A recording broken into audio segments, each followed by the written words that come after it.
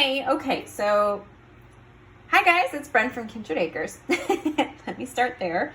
I get a lot of questions about this on our local garden page about how to start sweet potatoes, and so I figured I'd show a couple methods. So here you can see what I call the lazy man method, is where you just take a sweet potato and you cut them into chunks and plant the chunks, and they will shoot up plants, what we call slips, right?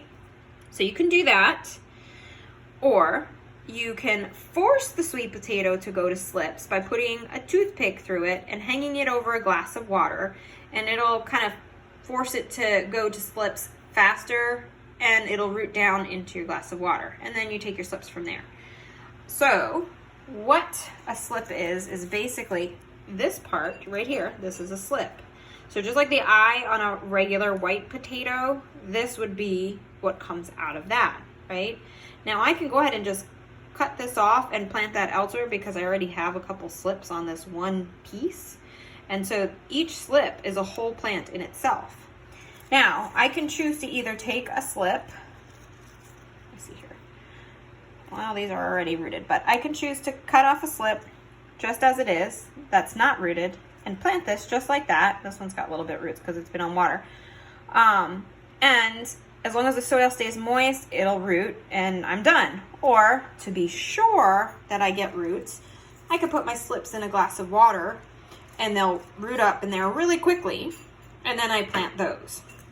Each one of these slips are a whole plant.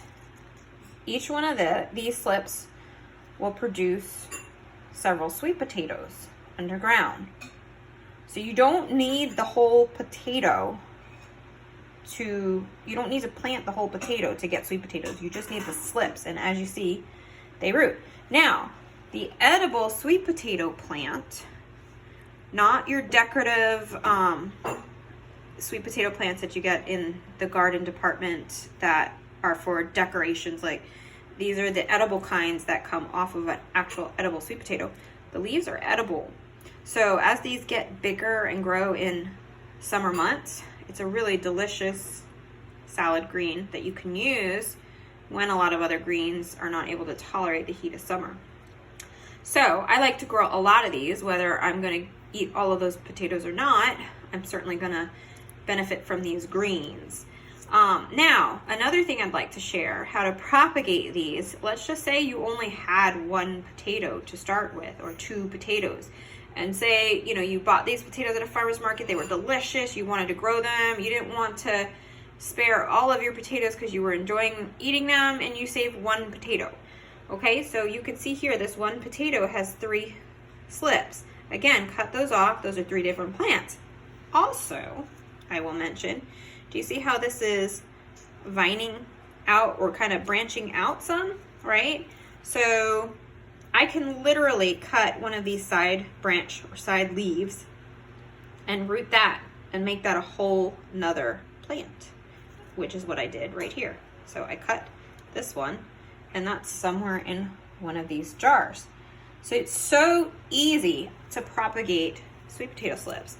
I can literally take this one and cut it right here, leave this growing as one slip, and root this piece as a whole nother slip, and maximize my amount of sweet potato slips by propagating that and planting those, and they will produce sweet potatoes. So you've got the option of just cutting a sweet potato into chunks and planting the chunks and letting it do its thing, forcing it to go to slips, or just waiting until they go to slips, and then cutting the slips off, putting them in water and letting them root, or just planting the slips directly into moist soil and letting them root in ground. Either way works. And so, yeah, I hope that explains it. If you guys have any more questions, let me know. Talk to you soon with lots of love from Kindred Acres.